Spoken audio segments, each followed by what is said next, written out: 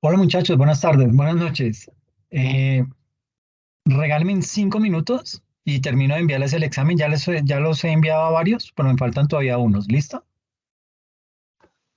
Buenas noches, profe. Vale, Hola, profe. profe. Claro, Hola, sí, ¿cómo señor. van? Ay, muchas gracias.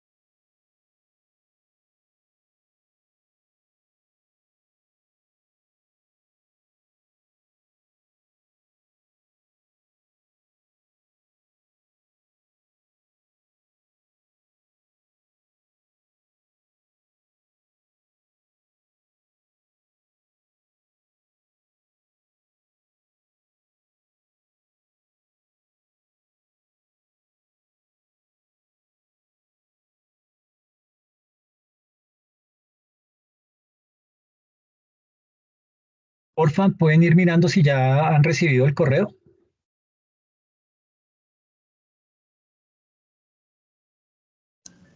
Yo sí ya lo recibí, profe. Muchas gracias. No, a ti, perfecto.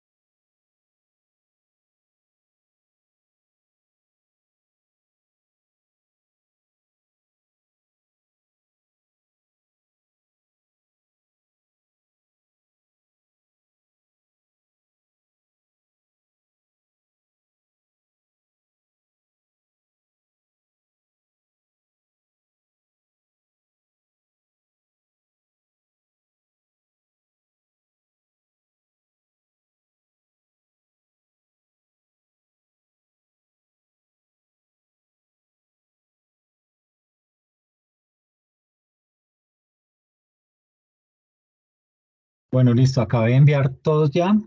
Entonces, bueno, como conclusión ahí en el examen lo que se puede evidenciar es que en principio, digamos que no se tomaron el tiempo que tenía el examen, que era los 35 minutos.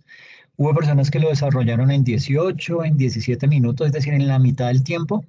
Y pues digamos que fueron personas a las que no les fue muy bien con el resultado.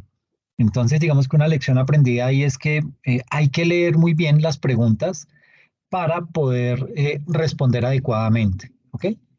Entonces, como para que no vayan a cometer ese error en el próximo examen y de esta manera pues tengamos todo el tiempo apropiado para poder realizar la lectura y con base en una buena lectura poder responder de una manera mucho más adecuada. ¿Listo? Bueno. mm,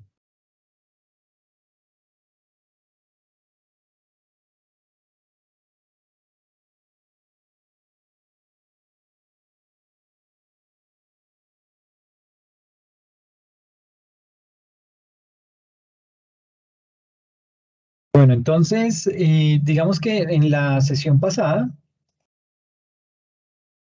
digamos que habíamos avanzado en varios aspectos. Me voy a devolver a la primera.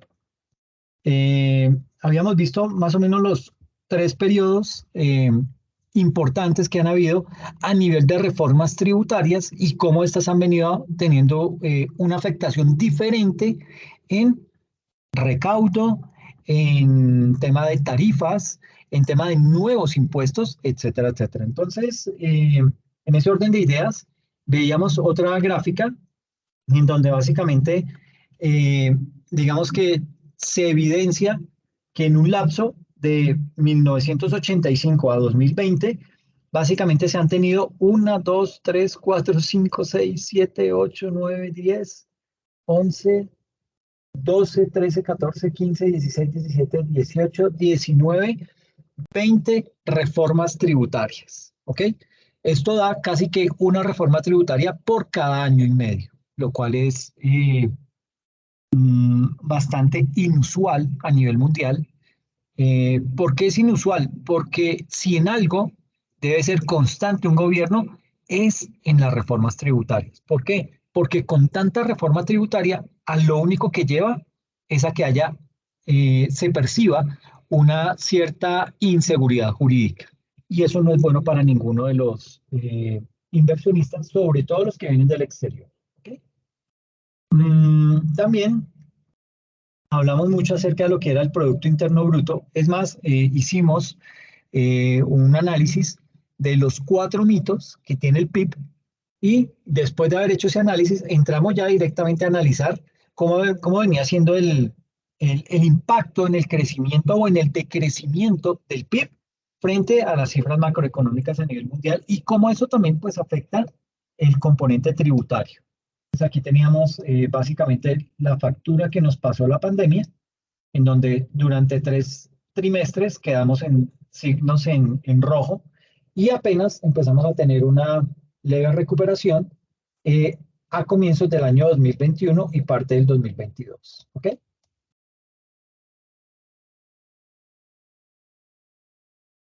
Veíamos cómo están las proyecciones de recaudo del DANE, de la DIAN, por concepto de eh, tipos de impuestos, cómo ha venido siendo el comportamiento desde 1991 hasta el año 2019, y veíamos que la renta, más que todo, se viene recaudando el impuesto de renta a nivel de personas jurídicas con un 5.1% y de personas naturales el 1.3%. Esto en términos relativos implica un 80% del recaudo de renta es por personas jurídicas y un 20% es apenas por personas naturales. A esto hay que darle la vuelta. Debe ser más el recaudo por personas naturales que el recaudo por personas jurídicas. ¿Ok? Veíamos también cómo venía siendo el comportamiento del IVA y mire la brecha que se ha venido, es decir, cómo ha venido creciendo el recaudo del IVA en comparación a los otros impuestos. ¿Ok? Entonces, arrancó recaudando un 2.6% del PIB, pasó en el 4 años después a recaudar 3.5%, luego el 4.1%, luego el 5.1%, luego el 5.3%, 5.2%, hasta llegar al 5.8% del PIB, solo por recaudo del IVA. ¿Ok? Renta, que es el que más debía recaudar, mire que en todos los aspectos ha estado casi que por debajo de lo que ha sido el recaudo de IVA, a excepción del año 2019, que recaudó 6.3% del IVA. Este es un comparativo entre los países de América Latina y de toda la región, cómo están recaudando sus impuestos, y veíamos que, pues básicamente Colombia apenas logra recaudar un 18.7% de impuestos, es decir, en comparación con el PIB, lo que recauda Colombia es apenas un 18.7% en comparación con ese PIB. Y a nivel del rango de países de América Latina y el Caribe, veíamos como digamos que el promedio es el rombo negro, la línea negra y el rombo negro, en donde se está recaudando en promedio el 21.9% del PIB, mientras que Colombia apenas va en un 18.7%. ¿Okay? Lo que hay son cosas por mejorar a nivel de nuestro componente tributario. Y aquí, digamos que comparando otra vez a Colombia, viendo a Colombia con el promedio de América Latina y de la OCDE, mire que por el impuesto sobre la renta de personas físicas o de personas naturales, se recauda apenas en Colombia el 7%, cuando en la OCDE se está recaudando el 23% y el promedio de América Latina es del 10%. O sea, estamos por debajo en los dos promedios, tanto en el de América Latina como en el de la OCDE. Y casi que somos la tercera parte, poco menos de la tercera parte de lo que está recaudando la OCDE. A nivel de impuestos sobre la renta a sociedades, mire que las cifras son todas invertidas. Estamos recaudando el 25% del PIB a raíz de ese impuesto a empresas. El promedio de América Latina es apenas del 16 y el de la OCDE es apenas del 10. ¿Ve? Por eso es que nos toca la tarea que tiene el gobierno nacional, es darle la vuelta al recaudo, dejar de recaudar tanto por empresas, bajar la tarifa, dejarla estandarizada a lo que se está cobrando en términos porcentuales del impuesto de renta, los promedios que se están manejando en países de la OCDE, más o menos del 21%. O sea, hay que bajar 14 puntos porcentuales al impuesto de la renta a empresas y de esa manera puede empezar a ser más competitivos. En tema de cotizaciones a la seguridad social, Colombia recauda un 10%, el promedio de América Latina recauda el 18% y en la OCDE se recauda, perdón, por favor, y en la OCDE se recauda el 26%. Entonces, pues básicamente esto lo explica el nivel de informalidad que hay en Colombia. Se está hablando de unas cifras más o menos del 55% de las personas aptas para laborar se encuentran en el sector informal. Y en el sector informal, pues hay una completa desprotección social. Entonces, hay que empezar a mirar, por ejemplo, temas como, digamos que hoy en día, y eso es algo que se le critica a los gobiernos, a todos los gobiernos, y es que no es posible que se le cobre la misma tarifa a una persona que está cotizando de forma individual con las mismas tarifas que están aportando tanto las empresas como la persona que está laborando en la empresa. Entonces, eso mismo se le está cobrando a una persona que está en el sector informal.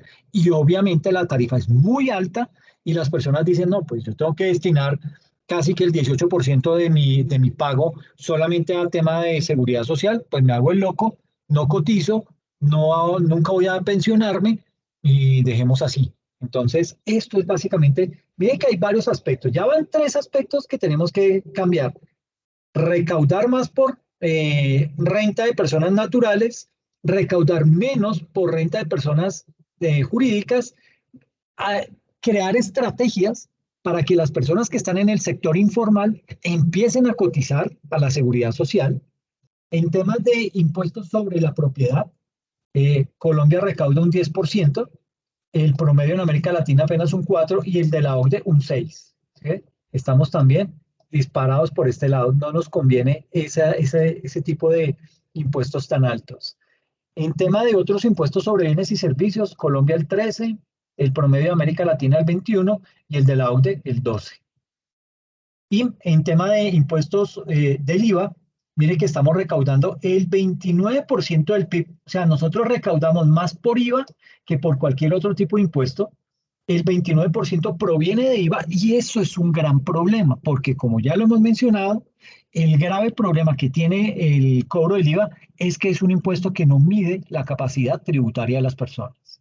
Entonces, a todo el mundo lo clava con una tarifa del 19%, pague, pueda pagarlo o no lo pueda pagar, se le aplique lo mismo y eso está mal.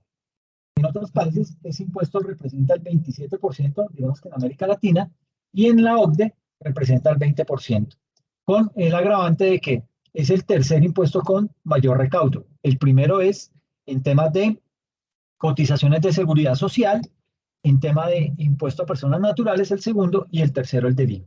¿Ok? Y hay otros impuestos en donde Colombia recauda el 8%, el promedio de América Latina el 4% y el promedio de la OCDE el 3%. Entonces mire que estamos, lo que hay son cosas por mejorar y usted dirá, pero ¿de qué carajos ha servido todas esas reformas tributarias que se han hecho desde 1985 hasta 2020? Pues simplemente se han dedicado a tapar huecos fiscales que han creado los mismos gobiernos por desorganización, por falta de coherencia en sus políticas, etcétera, etcétera. Y eso es lo que nos tiene hoy en día con ese nivel de descuadre tributario y de unas cifras, de unas tarifas que le estamos cobrando más a los que menos deberían pagar y que de esta manera se incentive la creación de empresa, se incentive el que las personas que están en la informalidad empiecen a cotizar a seguridad social y de esta manera poder descongestionar un poco el tema del Estado, siendo subsidiario de muchos de los servicios que nos presta. El resumen de la estructura tributaria en Colombia.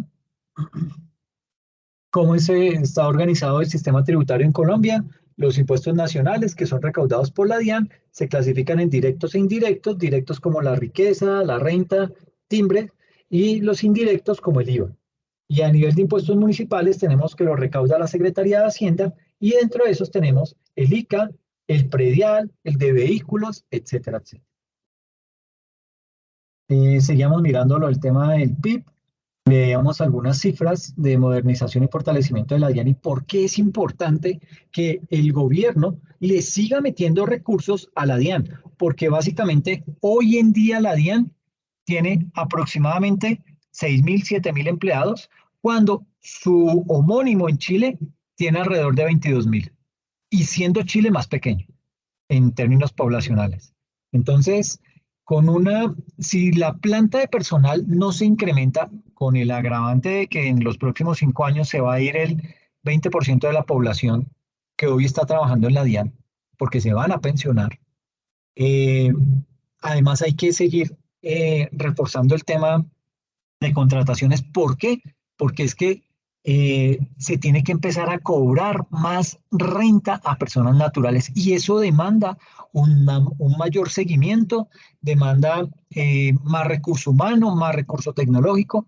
Por ende, esto tiene que seguir siendo una política de Estado, seguir invirtiendo más y más recursos a la DIAN para que esta misma entidad siga creciendo desde lo humano como desde lo tecnológico. Hablábamos aquí también de lo de la ley de inversión social y retomamos acá, entonces, básicamente hablando acerca de los objetivos de las reformas tributarias del periodo que estamos analizando, del 85 al 2019, según las exposiciones de motivos de los proyectos de ley. Eh, Básicamente, aquí lo que, digamos que en las exposiciones de motivos, es decir, ¿qué es una exposición de motivo? El argumento que da el gobierno para crear una reforma tributaria. Entonces, en esas exposiciones de motivos, de 15 reformas tributarias que han modificado el estatuto tributario, ciertos objetivos se mantienen a través del tiempo, ¿sí? A finales de la década, por allá de los 80 y a principios de los 90, las reformas buscaron reducir la dependencia del Estado de impuestos a la actividad externa. Y eso es bueno, ¿sí? ¿Qué es el tema de la actividad externa? Pues básicamente en esa época, del 85 al 90, fue cuando Colombia se abrió básicamente a digamos que empezó a hacer tratados de libre comercio y eso generó que Colombia eh, bajara aranceles tanto para importaciones como para exportaciones, y pues digamos que eso hizo que nuestra economía se abriera completamente a los mercados internacionales, y eso es bueno. Cosa que no pasa con Brasil y con Argentina. Brasil y Argentina son economías cerradas en donde son muy proteccionistas, le dan mucha protección a los bienes que ellos crean, que ellos desarrollan en su país y digamos que impide el libre tránsito de mercancías que provienen del exterior hacia dentro de esos países. Entonces ellos tienen un alto nivel de recaudo vía este tipo de impuestos que se originan en la actividad externa, mientras que Colombia tiene una recaudación de impuestos por ese concepto muy bajas. ¿Okay? Entonces, básicamente, mire cómo el tema de seguridad solamente se trató en la reforma tributaria del año 2002, cuando llegó Uribe. Dentro de esa misma reforma tributaria se tocó el tema del incremento del recaudo, ¿sí? Que esa ha sido la constante. Mire, esto, lo que más ha motivado las reformas tributarias ha sido el incremento del recaudo, ¿ok? En épocas como en el 2006, 2008, hubo tema de competitividad y generación de empleo, en donde pues esto es bueno, ¿sí? ¿Por qué? Porque es que el Estado comienza a desarrollar políticas públicas orientadas a generar empleo y como premio a eso le da disminución del pago de impuestos a las empresas que más contraten o que más generen empleo. Entonces, digamos que a partir digamos que todas las reformas tributarias han tenido preocupación por el incremento del recaudo, pero el segundo concepto que más ha motivado reformas tributarias ha sido la generación de empleo. ¿Okay? Hubo otros aspectos ya mucho más de menos impacto, por ejemplo, la simplificación del sistema. Esa simplificación del sistema solo se tocó en la reforma de 1986, en la de el año 2000, la del año 2006 y lo que fue 2016, 2018 y 2019. De resto, nunca más se ha vuelto a hablar acerca de cómo podemos simplificar nuestro sistema tributario. Y eso es grave. Grave en el sentido en que nuestro sistema tributario es muy robusto, muy paquidérmico, está amarrado por allá con un poco de cosas viejas y eso no deja que ese estatuto progrese, no deja que ese estatuto se adecue a las situaciones de la vida actual. Otros aspectos que también resultan importantes son temas de equidad y de neutralidad. Solamente se tocó en 1986, en 1995, en el año 2012, en el año 2016 y en el año 2019. ¿Listo? Y el último aspecto, que es la sustitución de impuestos a la actividad externa, que era el que decía que básicamente eh, al abrirnos, al hacer TLCs con Raimundo y todo el mundo, pues básicamente lo que hicimos fue mirar cómo modificábamos nuestro sistema tributario para bajar las tarifas de los productos importados, porque esos países también estaban bajando las tarifas de los productos que nosotros les estábamos exportando a ellos. Entonces digamos que eso era como una especie de gana-gana, pero mire que únicamente se hizo durante ese lapso de tiempo, del año 86 al 92. De resto, nunca más se volvió a mirar ese concepto, ¿ok? Entonces, esta gráfica es bien importante por eso, porque nos muestra cómo ha sido la evolución o las motivaciones que han llevado a implementar una reforma tributaria. ¿Qué ha salido bien? ¿Qué ha salido mal? Ese será otro aspecto, pero la motivación ha sido esta, que vemos aquí en este plano, ¿ok? Digamos que el objetivo más común de las reformas tributarias desde el año 95 ha sido, como lo vemos ahí en esos rombos rojos, el incremento del recaudo para el equilibrio fiscal. Esa es la motivación de la mayor cantidad de reformas tributarias. Pero imagínense que a partir del año 2005, las reformas han pretendido promover la competitividad y la generación de empleo, que es este puntico azul, ¿sí? Y lo que le digo que eso es bastante bueno porque se tiene plena conciencia desde el gobierno que hay que generar empleo. Si nosotros queremos mover la economía, tenemos que generar empleo. ¿Para qué? Para que la gente tenga recursos y con esos recursos mueva las diferentes mercancías que se transan en el mercado. ¿Okay? Y pues digamos que hacia allá debería ir todo orientado.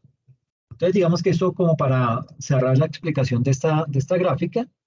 Y hay que mencionar que este estudio de la evolución de la estructura tributaria en Colombia identifica los tres periodos de los que hemos hablado a lo largo de la presentación. Entonces, un periodo que se llama Reforma del Estado y Apertura, que va del año 85 a 1994, el de Ajuste y Crisis del 95 al 2004 y el de Auge Primario del 2005 al 2014.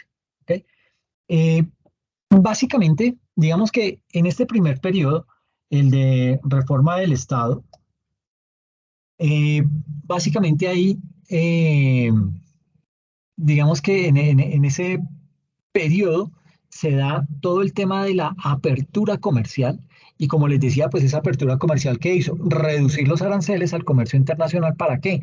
Para poder aprovechar esas ventajas competitivas de Colombia en las cadenas globales de valor, ¿sí?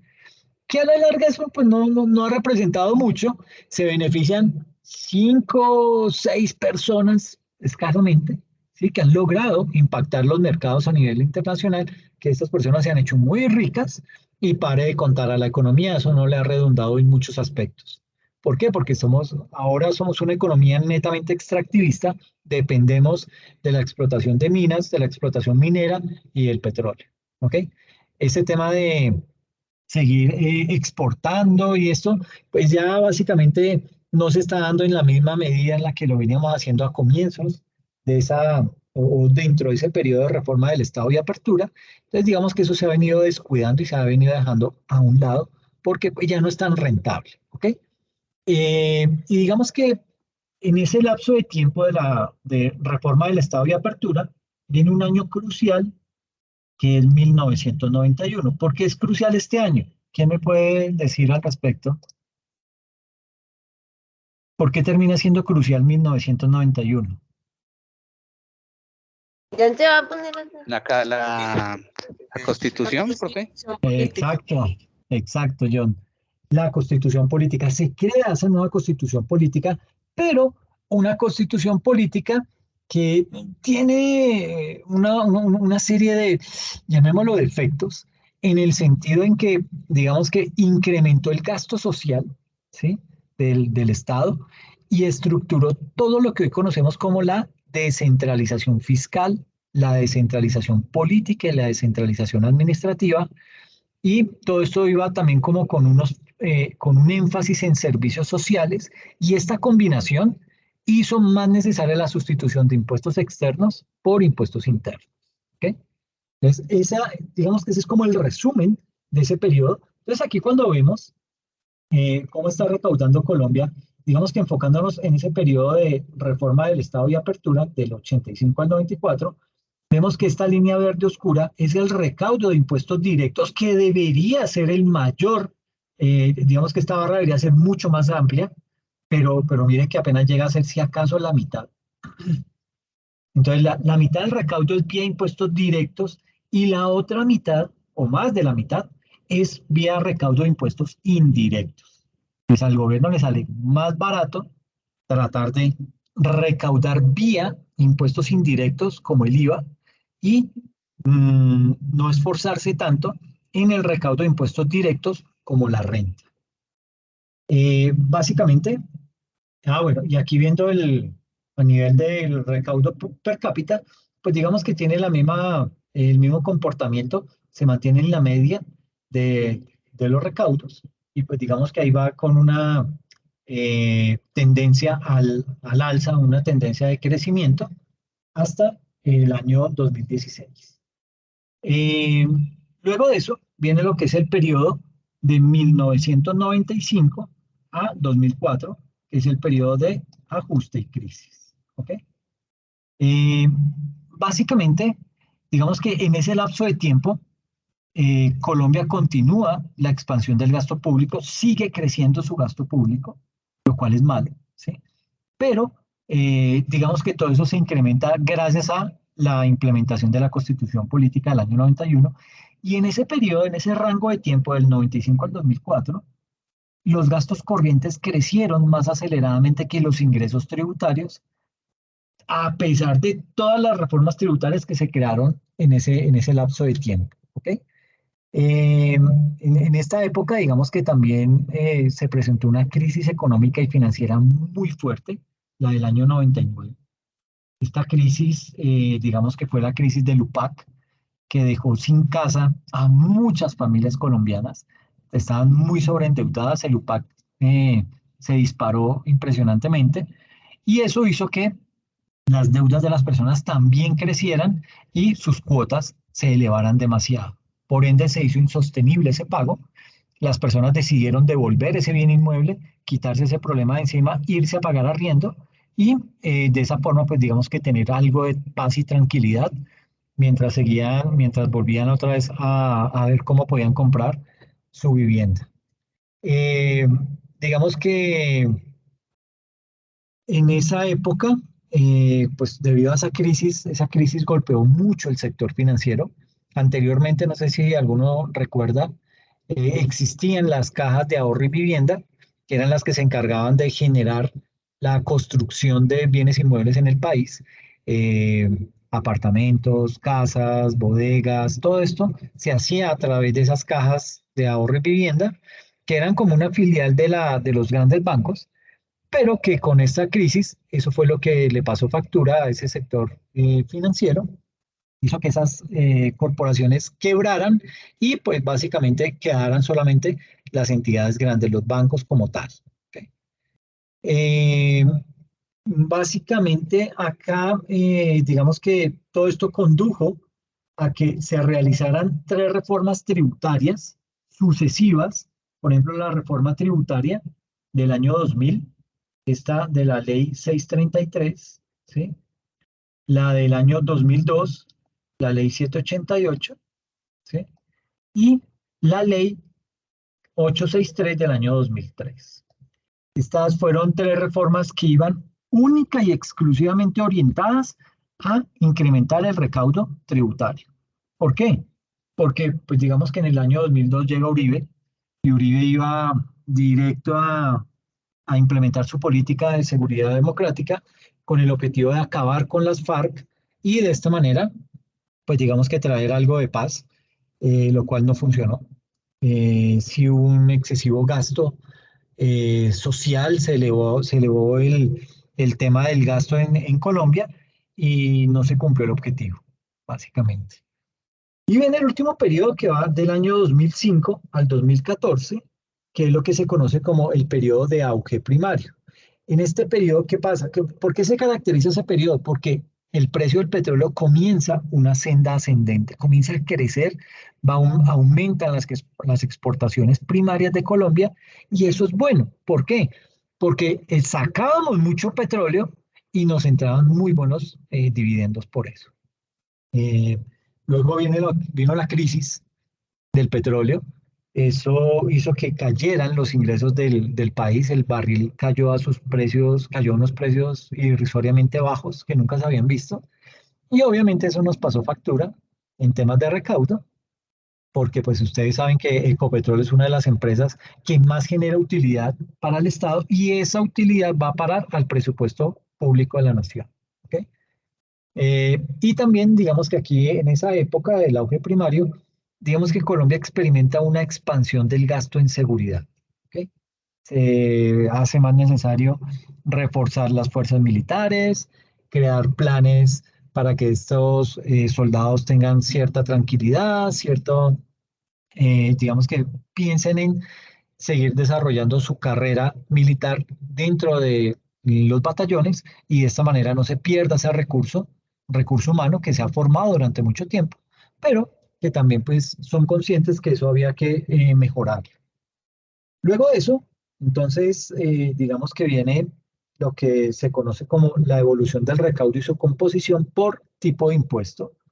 En este aspecto, hay que indicar que entre el periodo de reforma del Estado, es decir, del 85 al 94, y el de ajuste y crisis, que es del 95 al 2004, el recaudo creció un 81%. ¿Sí? Y entre el periodo de ajuste y crisis, del 95 al 2004, y el de auge primario, del 2005 al 2014, el recaudo creció 119%. Y, es decir, el recaudo se ha duplicado cada década y cuadruplicado en 20 años. O sea, esas reformas que tenían como discurso el incremento del recaudo, lo consiguieron, ¿sí? Hicieron que cada vez más colombianos pagáramos más impuestos y esto pues obviamente eh, le dio cierta flexibilidad al gobierno nacional de turno para que pudiera desarrollar sus planes de gobierno. Entonces, básicamente, con esto, digamos que la creciente necesidad de recursos desde la década de los 90, esa estructura tributaria se ha complejizado con nuevos impuestos que a su vez digamos que han sido acompañados de tratamientos especiales. Entonces el gobierno, en su afán de crear un nuevo impuesto, es como eh, tiene una actitud muy rara. Dice, mire, le voy a crear un impuesto y todos lo van a pagar, pero si usted me paga rápido, entonces yo le hago un descuento y comienza a crear toda una batería de descuentos y beneficios tributarios orientados a que no le duela tanto al usuario, al contribuyente, y que vea que se sienta motivado a pagar para ver si se puede acoger a un descuento anticipado, a un beneficio que le pueda repercutir en una disminución del impuesto, etcétera, etcétera. Cosas que casi nunca se dieron y que, sí, por el contrario, hizo que muchos impuestos se quedaran hasta el sol de hoy todavía vivos dentro de nuestra estructura tributaria. Entonces, digamos que ese tema no ha servido mucho. No ha servido, ¿por qué? Porque ha vuelto mucho más robusto y más complejo nuestro estatuto tributario y a la vez no se ha visto ganancia del recaudo de esos impuestos. Como que uno dice, bueno, ¿y eso qué? ¿Se lo robaron? ¿Se perdió? ¿Porque esa plata no se ve? Etcétera, etcétera. Y digamos que aquí los nuevos impuestos directos comienzan con la ley 863 del 2003, con esta ley. Empiezan una imposición de nuevos impuestos directos y cuando reaparece el impuesto temporal al patrimonio, que pues, básicamente ese impuesto que buscaba, pretendía fortalecer la política de seguridad del presidente Uribe. Y en el punto alto del auge primario, la ley 1607 del año 2012, esta ley, eh, ¿qué hizo? Digamos que establece el impuesto sobre la renta para la equidad del famoso impuesto, el famoso CRE. ¿Qué hizo ese CRE? Sustituye para fiscales como el SENA, el ICBF y la salud, ligados a la contratación laboral, Entonces aquí el impuesto busca favorecer la generación de empleo al reducir esas cargas laborales y aumentarlas sobre las utilidades. Entonces digamos que era como un incentivo para que las empresas se motivaran a contratar nuevos empleados y ahí se aplica o se crea un nuevo impuesto al patrimonio. Ahora se conoce como impuesto a la riqueza, que fue creado mediante la ley 1739 del año eh, 2013, ¿ok? Entonces, digamos que se tienen esos criterios, esos nuevos impuestos, y pues eso en cierta medida le da un respiro al gobierno, pero está ahorcando a la sociedad. Y en tema de impuestos indirectos, con la reforma de 1998, esta reforma de acá, de este año de 1988, en 1998 aparece el famoso gravamen a los movimientos financieros. Nació con una tarifa del 2 por mil a las transacciones financieras. La ley 633 del año 2000 lo establece como un nuevo impuesto y eleva su tarifa a 3 por mil. Y la ley 863 del año 2003 sube la tarifa ya del 3 al 4 por mil. Y la ley 1607 del 2012 crea un impuesto al consumo alternativo al IVA en ciertas empresas y servicios y un impuesto a la gasolina y al diésel. ¿Ok? Entonces mire que cada vez se van creando nuevos impuestos. Eh, un impuesto como el gravamen a los movimientos financieros, que es un impuesto que realmente para el gobierno es el impuesto más chévere. ¿Por qué? Porque no le genera ningún desgaste. Es el impuesto que recauda con mayor nivel de eficiencia. Es decir, no tiene que gastar mucho en recaudarlo. ¿Por qué? Porque lo recauda las entidades financieras y éstas se lo trasladan muy ágilmente. Entonces, digamos que desde ese punto de vista resulta ser un impuesto muy atractivo para el gobierno. Eso hace que nunca lo quieran quitar. ¿Sí? ¿Por qué? Por las características que les he dicho. A través de ese impuesto, el gobierno recibe 10 billones de pesos anuales. No está mal, ¿sí? Va a ver si usted qué hace con 10 billones, ¿sí? Es una plática importante y pues para el país sí es significativa, pero digamos que esto lo que trae también es que eh, se queda ese impuesto, o sea, como que uno se siente engañado, porque nos habían dicho primero que iba a ser temporal, luego ya no era temporal, sino que además le subían la tarifa, y así ha seguido año tras año, y nunca se ve que tengan la intención de echarlo para abajo. Eh, digamos que los impuestos indirectos han superado a los impuestos directos, ¿sí?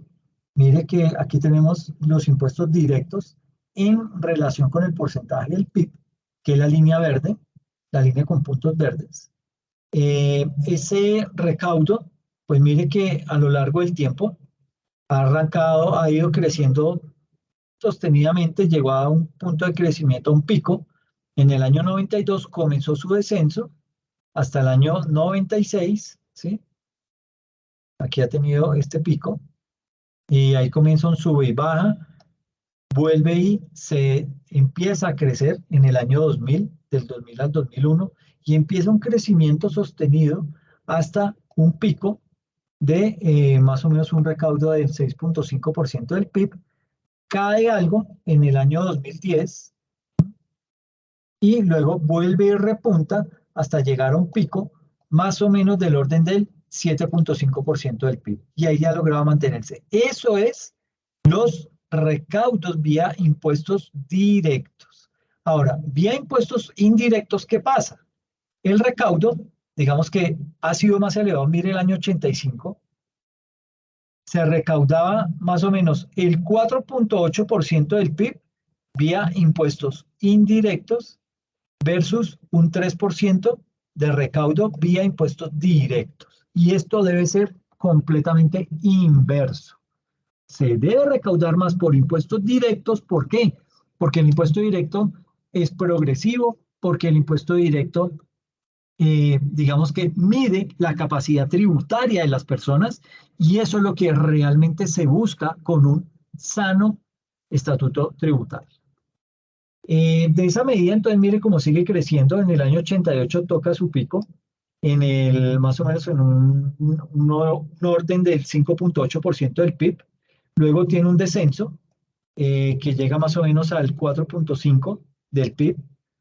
Y vuelve y empieza a crecer, y desde ahí empezó a crecer sostenidamente, llegando a un primer pico de más o menos el 6,7% del PIB, vuelve y toca otro pico del orden del 8%, y baja de nuevo más o menos al 7,2%, vuelve y sube y baja, y digamos que se ha mantenido en ese orden, representando un recaudo más o menos del 8% del PIB por impuestos indirectos, y digamos que en ese lapso de tiempo, por allá desde el año 2013, es que se trató de equiparar el recaudo vía impuestos indirectos con el recaudo vía impuestos directos, este lapso de tiempo.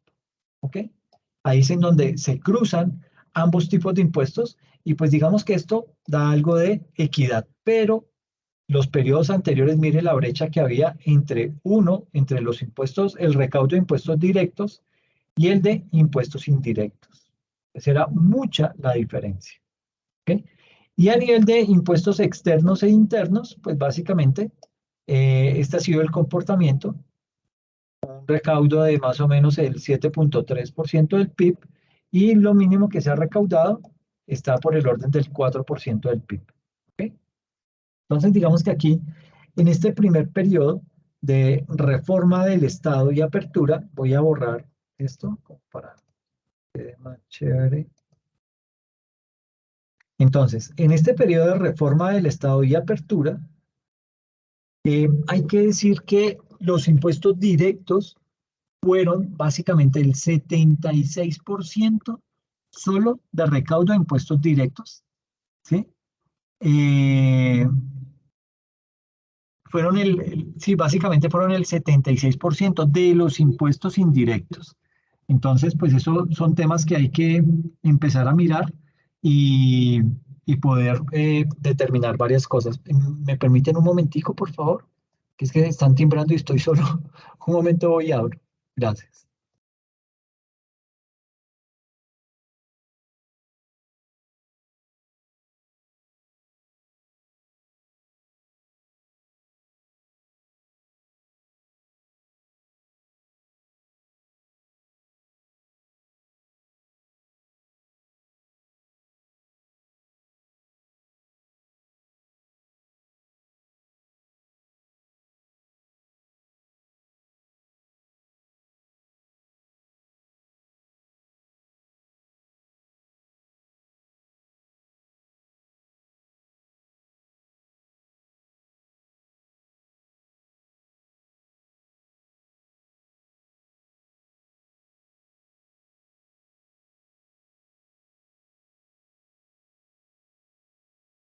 Listo, muchas gracias.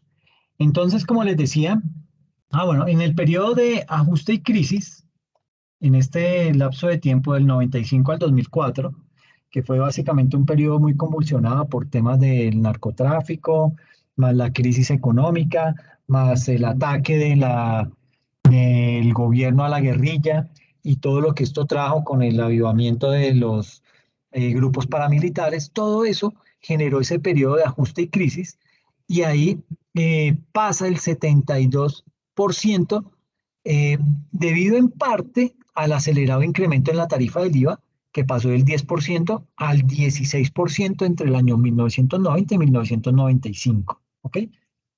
Obviamente, pues sí se recaudó más, se incrementó el recaudo en un 72%, pero fue gracias al incremento en la tarifa del IVA en ese periodo, ajuste y crisis. Durante el periodo de auge primario, que fue del 2005 al 2014, durante este periodo, eh, digamos que esa proporción entre los impuestos directos y los indirectos pasa a ser del orden del 88%, y básicamente se da ese incremento por el crecimiento del recaudo y la participación del sector minero energético en todo lo que tiene que ver en el impuesto sobre la renta empresarial. ¿Ok? Y en dos momentos, el recaudo de impuestos directos e indirectos es muy parecido. En el periodo de reforma del Estado, aquí en este momento, me pierdo el mouse. En este punto se cruzan los recaudos de los impuestos directos e indirectos, ¿sí? Como que se equiparan y pues vuelvo y digo, debería ser siempre mayor el recaudo vía impuestos directos que indirectos, pero aquí llega un cruce en donde se logran tocar. Luego viene otro en el periodo 2012, en donde se tocan de nuevo los dos, y luego viene otro en el año 2014, en donde vuelve y se tocan esos dos impuestos. Pero de resto siempre hubo una brecha inmensa en donde el recaudo de impuestos indirectos era mayor que el recaudo de impuestos directos, ¿ok? Y eso es perversamente malo, ¿ok? ¿Por qué? Porque lo reitero, aquí, sí, porque básicamente es cobrar impuestos sin tener en cuenta la capacidad tributaria de las personas. Y ahí estamos afectando a todo el mundo, nos estamos llevando a todas las personas por delante. ¿Ok? Porque eso es lo que hace un impuesto indirecto. No mide la capacidad tributaria de las personas, simplemente suben las tarifas que todo el mundo pague y esto pues trae también otro tipo de problemas, se incrementa la evasión, empiezan a surgir y a posicionarse cada vez más flagelos como el contrabando, y esto pues obviamente debilita la economía del país. En esta gráfica, pues básicamente lo que vemos es la diferencia en el recaudo del impuesto sobre la renta a personas y empresas. Entonces, básicamente, este bloque verde hace referencia al recaudo de personas naturales y el recaudo crema hace referencia al recaudo de empresas. El triangulito nos muestra la diferencia y el círculo moradito nos muestra la brecha. Entonces, mire cómo el recaudo en Brasil, digamos que es muy proporcional, ¿sí? Es como un 50-50 de recaudo de personas naturales versus personas jurídicas, ¿sí? Por ende, digamos que la diferencia es mínima y la brecha también es muy baja. Eso, digamos que muestra un buen avance. Argentina cobra más a las personas jurídicas que a las personas naturales, pero mire que tanto la brecha como la diferencia se mantienen eh, juntas, están en el mismo momento. Chile es mucho más, digamos que Chile logra recaudar más por impuestos, mire que tiene un alto recaudo.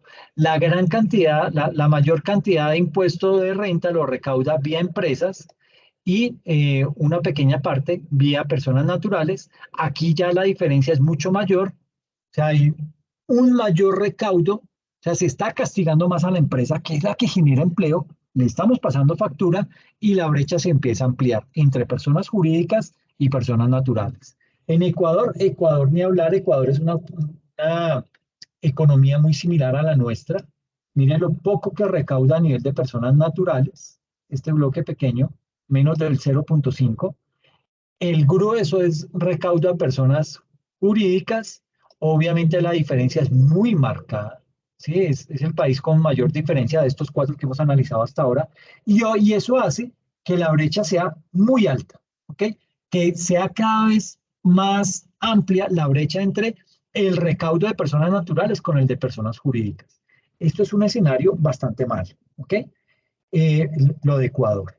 Ahora, tenemos aquí un promedio simple de los países que tenemos aquí en la gráfica. Entonces se calcula y se determina que, mire, que apenas el 2% es un recaudo de personas, de pago de impuesto de personas naturales versus un 6.5, no, un 7% del PIB que se recauda, bueno, más o menos un 5% de recaudo del PIB destinado únicamente a las personas jurídicas. Obviamente la brecha se amplía, la diferencia crece, ¿sí? Pero eso es lo que vemos en el promedio.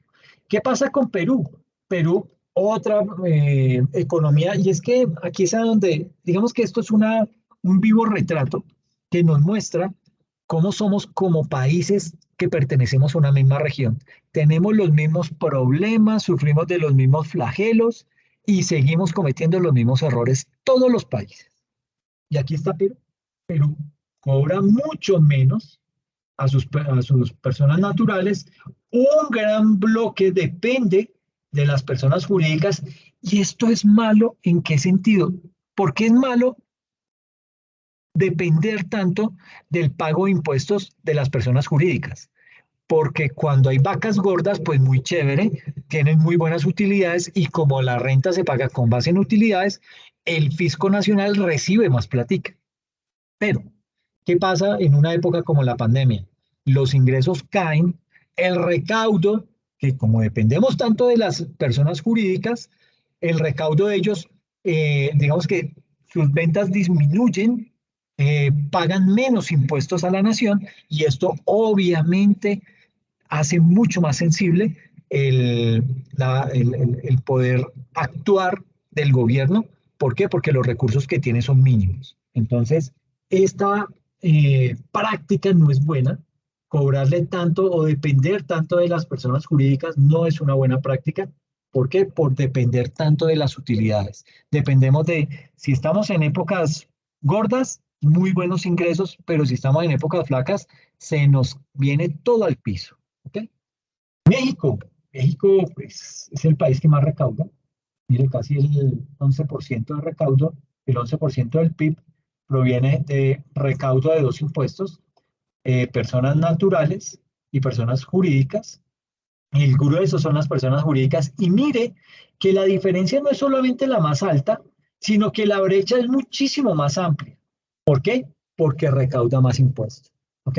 En la medida en que se recaude más impuestos y yo como tengo más grabada a las personas jurídicas, pues obviamente eso me abre más la brecha entre el impuesto que recaudo por personas naturales versus el que recaudo por personas jurídicas. Y Colombia, pues Colombia es para llorar, esto va de mal en peor, ¿no? Es decir, esto va del menos malo al más malo. El más malo aquí es Colombia. ¿Por qué? Mire dónde está la brecha. Es el único país, bueno, el único país que la tiene tan, como dice Petro, despiporrada, la tiene muy elevada. El segundo país es Ecuador, pero mire que la tiene muy pegadita ahí a la barra. Nosotros la tenemos totalmente distante y la diferencia casi que toca la parte final de la barra. Es el único país que hace esto, ¿sí? Mire que el peor había sido México y México llega apenas hasta este punto, ¿sí? Miren nosotros que ya llegamos casi que al borde de la barra de las personas jurídicas. Entonces, esto es perversamente malo. Esto hay que tratar en la medida de lo posible de vernos, de voltear esos recaudos, de empezar a mirar qué estrategias se persiguen para hacer que las personas naturales empiecen a pagar más. Pero vuelvo y digo, el mismo problema, el gobierno se viene enfrentando siempre al mismo problema. ¿Cuál es? La informalidad.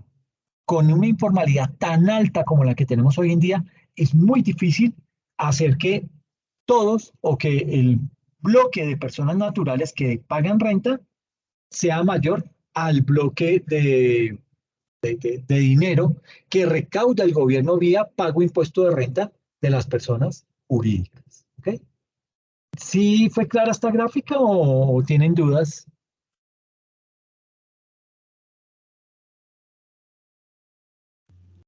Muy clara, profe.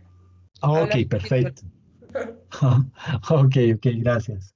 Entonces, Está súper claro.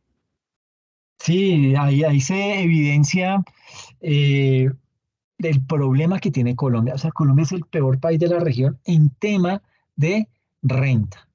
Y es un tema que hay que obviamente meterle el diente, si no esto nos va a pasar factura. Y ya lo estamos viendo. Cada vez hay menos empresas. Vuelvo y digo, siempre van a escuchar decir lo mismo, las empresas no son bobas, las empresas ven que les están cobrando cada vez más impuestos y cada vez miran figuras legales para disminuir sus impuestos. Y lo logran. Entonces, y debido a eso, pues también baja el nivel es decir, se aumenta el desempleo. ¿Por qué? Porque pues para ellos no es rentable seguir teniendo una utilidad tan baja y generando empleo a tener una utilidad un poquito más alta sin generar empleo. ¿Ok? Entonces, pues esto relativamente es muy perverso, no es el escenario más ideal. Digamos que se debe propender por darle la vuelta a esos recaudos con el ánimo de mirar hacia dónde puede ir Colombia realmente hacia el futuro. Aquí digamos que, dime. Discúlpame una pregunta. Como has repetido tanto lo del subir, aumentar a las personas naturales lo del impuesto de la renta, ¿eso no sería como contraproducente? O sea, las personas naturales de pronto no ganarían menos dinero como para pagar más impuestos. No sé, me surge esa pregunta.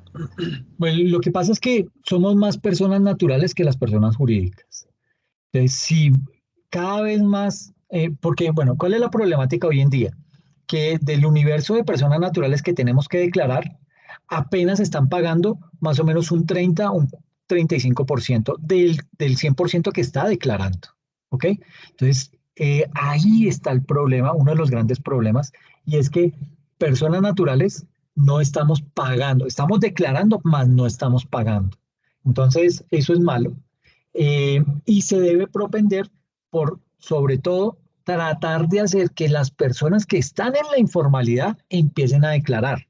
Pero es que identificarlas es muy difícil, ¿sí? Tratar de mirar vía información exógena cómo los podemos pescar, cómo podemos hacerle seguimiento a ellos, es muy complejo. Y además que eso, con todos los temas que hay hoy de Nequi, Daviplata, digamos que es mucho más fácil saltarse controles que tienen implementados desde el sector financiero. Entonces, ese tipo de cosas dificultan y hacen más difícil que se pueda cobrar el impuesto de renta a ese tipo de personas. Pero sí hay que mirar de qué manera las personas naturales podemos pagar más impuesto o podemos empezar a pagar ya impuesto de renta con el ánimo de empezar a mirar cómo se empiezan a disminuir esas cargas en las empresas de manera tal que ya no tengan una tarifa del 35%, sino que sea algo mucho más estándar del 21%, y las personas, que esa diferencia de 14 puntos porcentuales lo podamos suplir nosotros como personas naturales. Es muy difícil, es una tarea titánica para la DIAN. La DIAN no está preparada para eso, ¿sí? No tiene infraestructura todavía para eso, no tiene el recurso humano para hacerle seguimiento a la cantidad de personas que deberían empezar a declarar. Entonces, el panorama todavía es muy sombrío, no se vislumbra algo a mediano plazo, esto tiene que ser algo a largo plazo, pero el gobierno tiene ya que empezar a trabajar sobre eso, ¿sí? No puede seguir pensando en tapar huecos fiscales, viendo esa diferencia tan amplia entre el recaudo de personas naturales versus el de personas jurídicas. Tiene que empezar a actuar. ¿Por qué? Porque esta otra gráfica es mucho más clara desde mi punto de vista.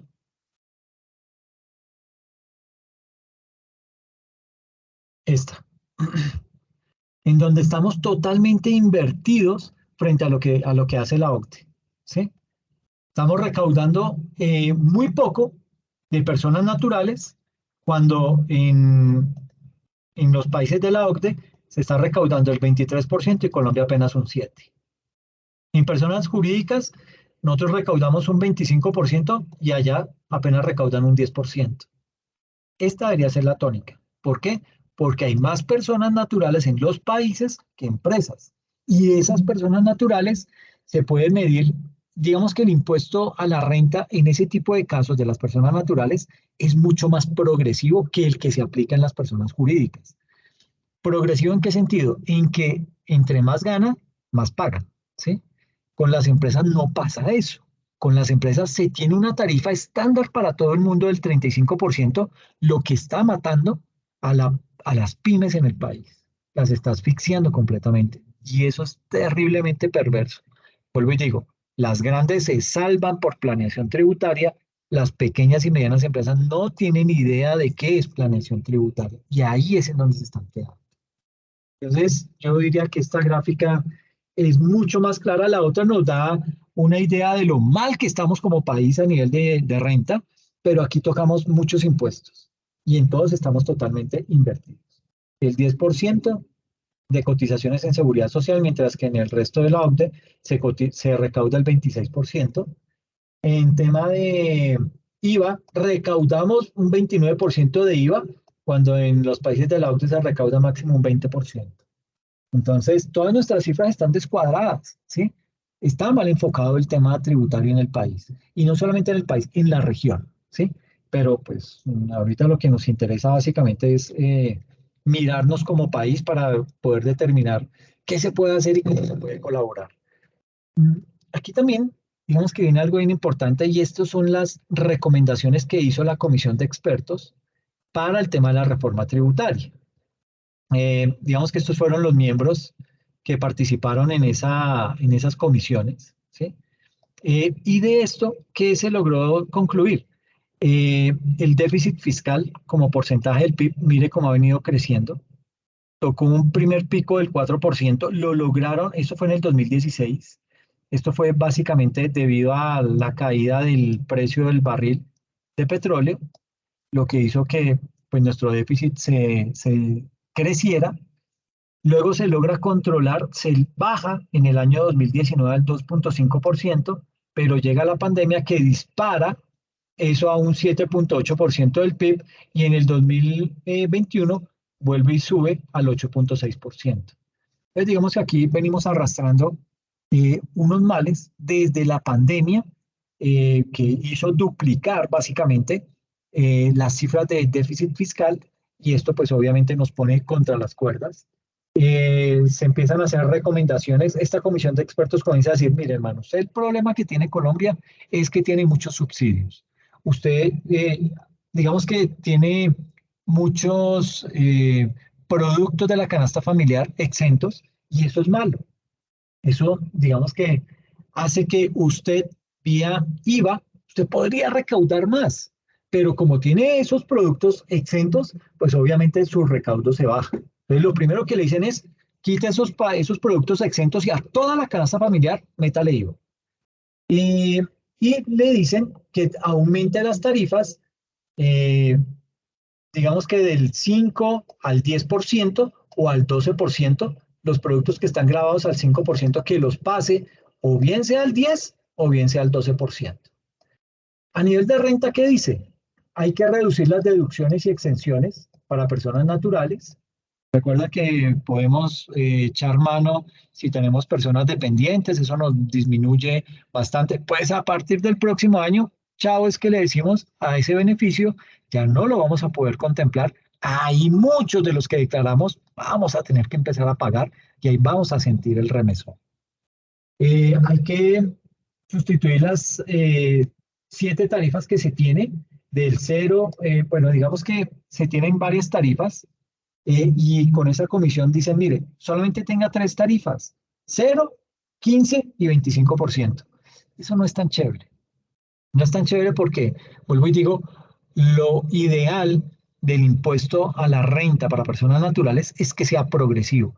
Y no se puede estar haciendo una progresividad que salte del 0 al 15%, porque lo va a sentir la persona que desafortunadamente por tener un poquito más de ingresos puede que sea muy pequeño su incremento y ya lo hace que pague el 15%. Y eso lo siente el bolsillo.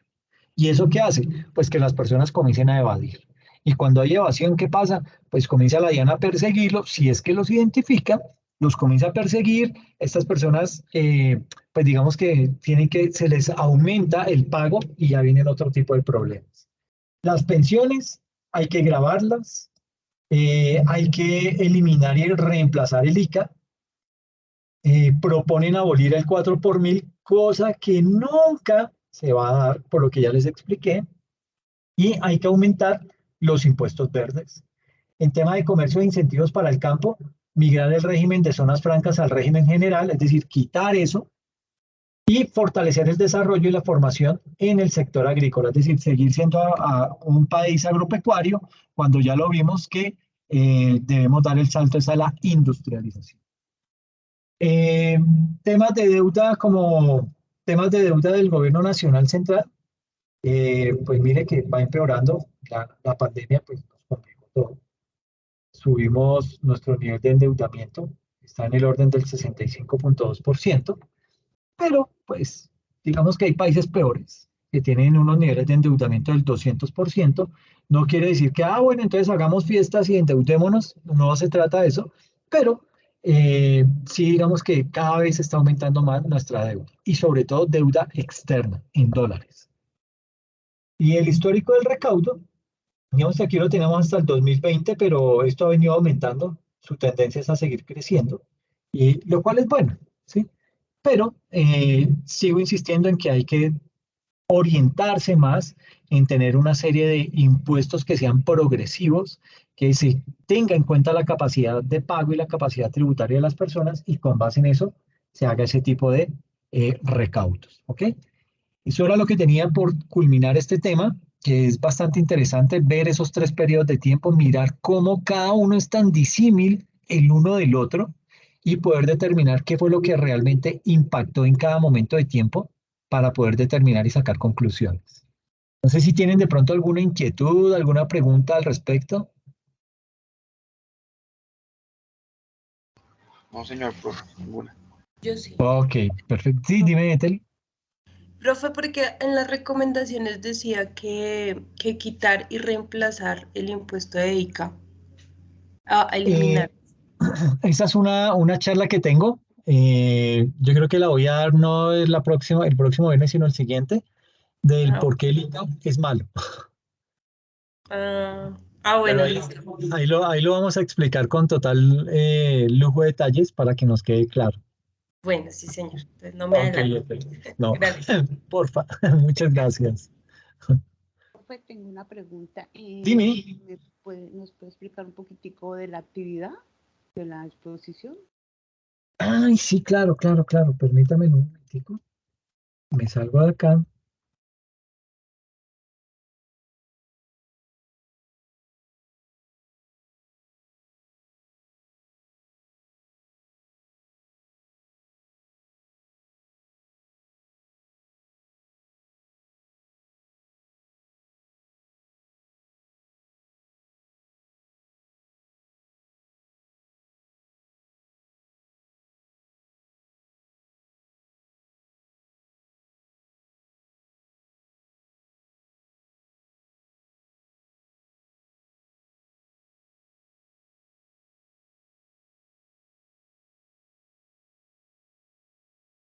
Bueno, básicamente esto es un tema de exposición en donde pues básicamente yo les decía, bueno, organícese en grupos de a dos, en parejas, y me informan para poderles asignar el tema, ¿ok?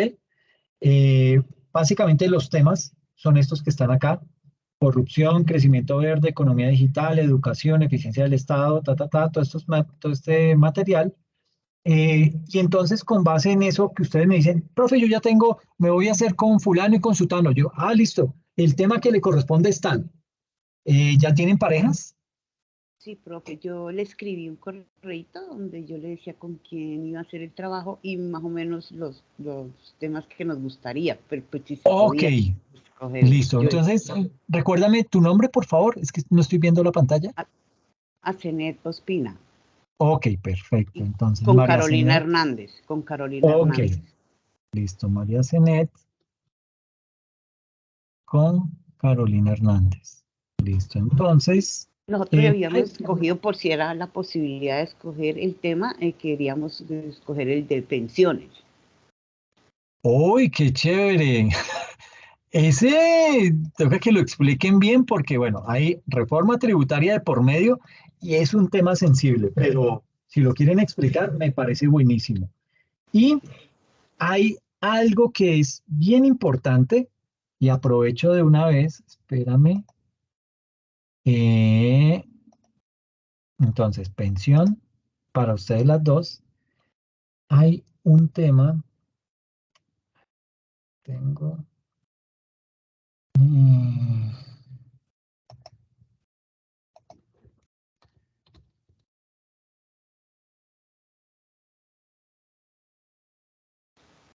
¿Cuántos minutos tenemos para exponer, profe? más o menos 20 minutos para hacer una buena exposición. Pero esto está recién salido del horno. ¿Cómo lograr la mejor reforma pensional? Esto salió hace un día, esta presentación. Entonces, Eh, Te la voy a compartir aquí por el chat Ay, de gracias. para que lo tomen como insumo también, aparte del documento que está ahí publicado, lo puedan tomar como insumo y ojalá se basen mucho en esta presentación porque es bastante buena. Hay varios expositores, me interesa que se enfoquen en la presentación que hace el presidente de ANIF y el presidente de FEDesarrollo. ¿Ok? Listo, profe. Entonces, aquí te mando el enlace. Eso sí es re largo, ¿no? Está, pues bueno, Sí, toda la charla dura 5 horas y media, pero la presentación de ellos, espera,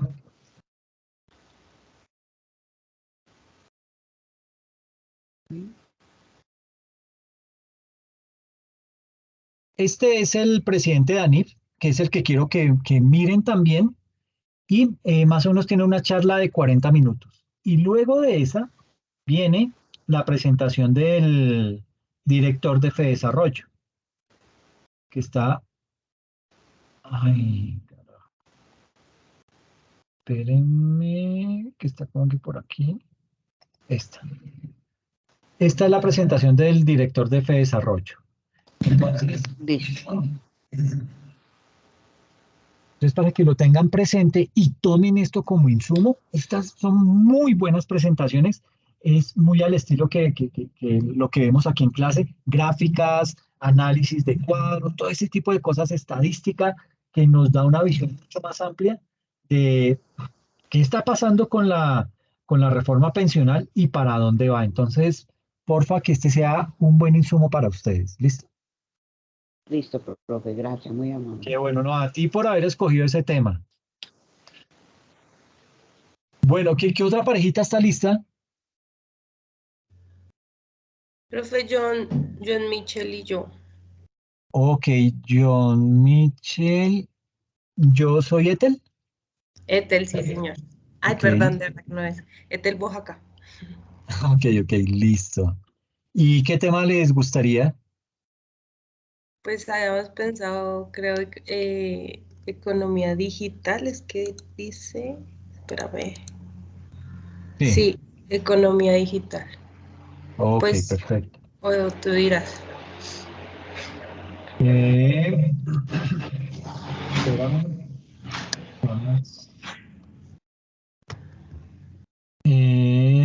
Tu, tu, tu.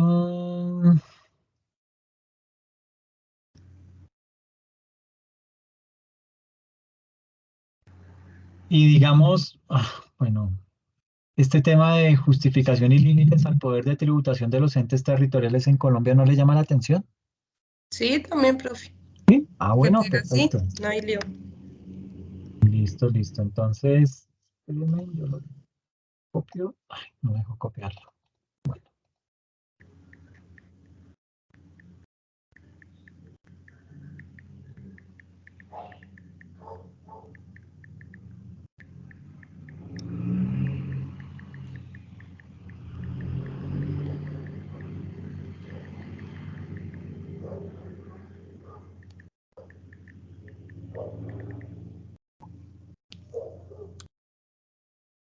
listo. Entonces ya les quedó asignado ese tema. ¿Qué otra parejita estaba lista? Profesor, buenas noches. Hola, buenas noches. Profe, ¿Cómo qué te... pena. Dime. Yo soy la esposa de Marcel Hurtado. Lo que pasa es que él por temas laborales no puede ingresar a las sesiones sincrónicas. Ah, Él ok, lleva, ok. desde el 1 de agosto le ha mandado correos y su merced no le ha dado respuesta a ninguno. Ok, pero Entonces, ¿cómo es el nombre? ¿Marcel? Marcel Guillermo Hurtado. No lo tengo en mi lista. Por eso es que porque yo no lo encuentro en la materia. Incluso creo que John, la clase de hace 2 semanas, habló con usted Sí. sobre el tema de las exposiciones. Mi esposo envió la exposición él solo, pero pues tampoco hemos visto reflejada la nota en la plataforma.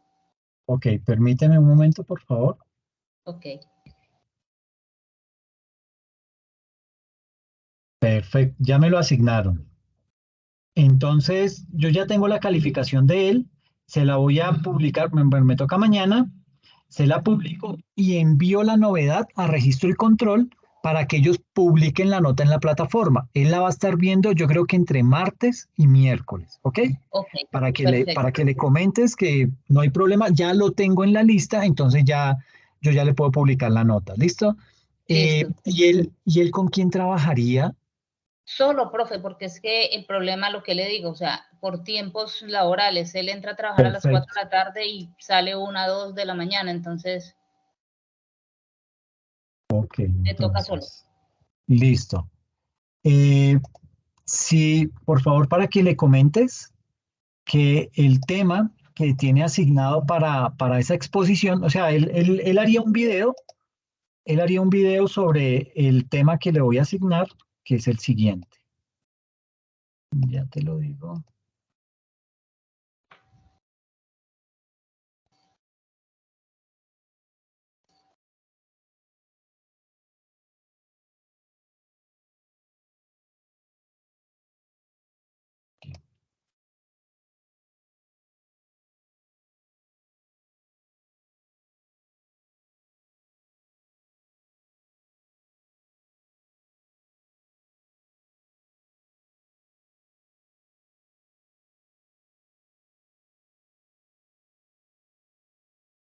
Dile que por favor aborde el tema de mercado laboral. ¿Ok? Perfecto. Que, pues digamos que ahorita hay una nueva reforma tributaria, una reforma laboral que acabaron de radicar en el Senado. Entonces, como para que se pueda apoyar de eso y lo complemente con este documento que está aquí publicado. ¿Listo? Ok, Y que por favor haga un video. Entonces yo aquí estoy anotando también que él no haría la exposición en vivo, sino un video que nos va a enviar. ¿Listo? listo, sí, señor. Muchas ¿De cuánto tiempo gracias. el video?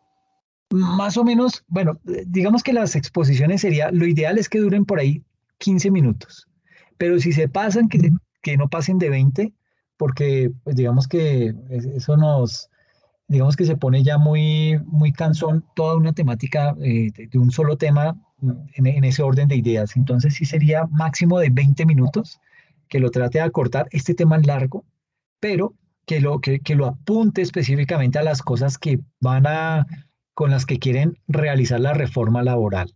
Y que Listo. ojalá que dentro de las conclusiones él dé como su punto de vista. ¿Le parece bueno? ¿Le Ok, parece malo? ¿Qué le quita? ¿Qué le pone? Esa sería como lo ideal de esa presentación. listo. Ay, muchas gracias. Bueno, Entonces, que esté muy bien, profe.